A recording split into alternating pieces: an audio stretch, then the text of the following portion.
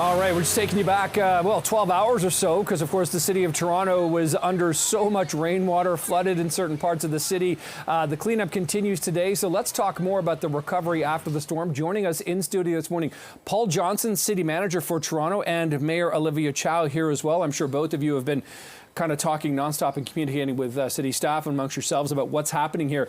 Let's talk first, Mayor, just about the overall state of the city this morning in terms of the recovery from all that flooding we saw yesterday. Where is Toronto right now in terms of those roads, the rails, etc.?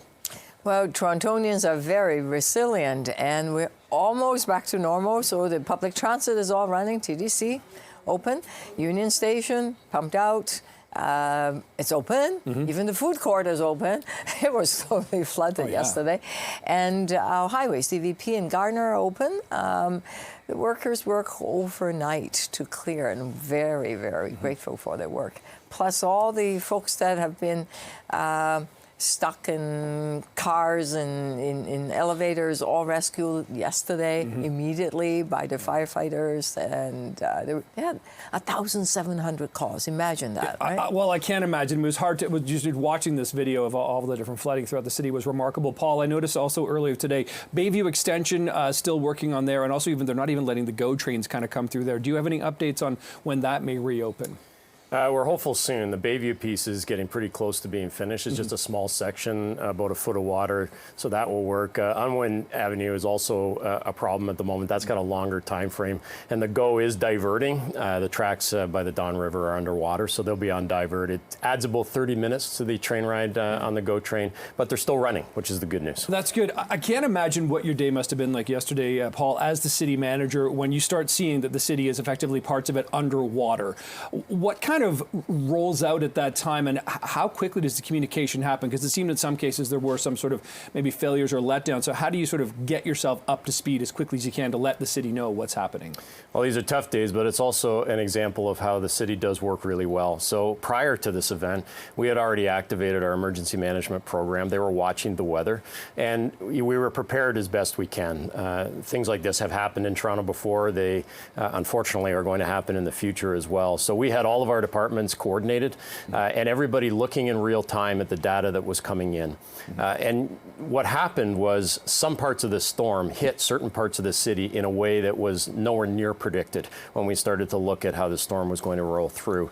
Toronto Water actually showed me some of the data from our collection points, and in parts of the West End where lots of the power failures and flooding happened down by the lake, we were receiving rainfalls that were above that 100-year storm mark. And then in other parts of the city, it was just a little rainstorm.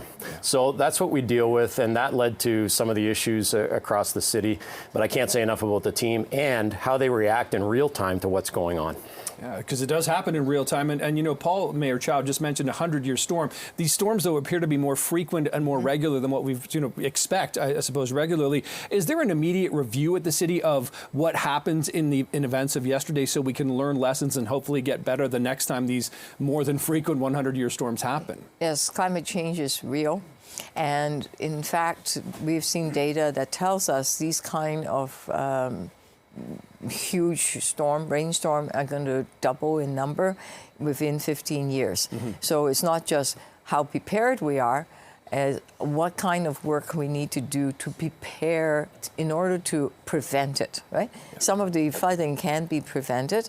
Like, for example, if the parking lots and all of the areas are more porous, then the groundwater can then be absorbed much faster through the ground, right? But if not, then it just roll off and then flood the basement, flood everything. So there are lots of other measures that we can downspout disconnection, rain barrels, and they're small things, but every bit help for especially the homeowners that still today have their basement completely flooded, and they're calling the insurance company. And in some of the cases, for some of the homeowners, they can't get insurance anymore because their basement floods so often. Yeah, that's not a situation you want to be involved in. And there's certainly a lot of concrete around the city, which sort of moves a lot of water around. But Paul, one of the big issues that we were talking about, Bill was even mentioning, wastewater areas get kind of washed over and wastewater can wash out. What do you understand about sewage plants, moving out? What can you tell us about the situation there for the city today? So, we're back to normal in course of those operations. Yesterday, when you get this amount of water flowing through, at times our treatment plants have to go on some form of diversion. And so those are things we do to protect the system from failing. So the good news yesterday is our water system, our sewage system didn't fail. Our systems were in good shape across this city. Power, of course, was an issue, but that had to do with the flooding that was occurring. So yes, there were moments yesterday where our systems were simply overwhelmed. As the mayor says, the water has to go somewhere. Yeah. It goes through the pipes, it goes into our treatment programs, and when it becomes overwhelming for those systems, some of it does get discharged only partially treated. It's something we continue to work on. I will say, years and years ago, it was a lot worse. Yeah. We'd have much less storm activity that would cause much more sewage to be discharged. So it's never something we want to see happen from an environmental perspective, but it's much better now than it was before. But when you get that amount of water in that short a period of time, there's little we can do. Do you happen to know how much sewage may have run out yesterday, Paul? No, we don't have the final tally on what that was, but say it is partially treated, so it's not a complete divert of sewage, but we'll evaluate that in the coming days as well. The one thing, Mayor Chow, that you and Manager Johnson were talking about just before we came up was the Portlands and the fact that the plug is going to be pulled eventually as everything is sort of going to start flowing again. How hopeful are you about what impact that will have and how that will mitigate some of what we saw, especially at the bottom of the Don Valley yesterday? That would be so important because that whole area, we're building a lot of housing.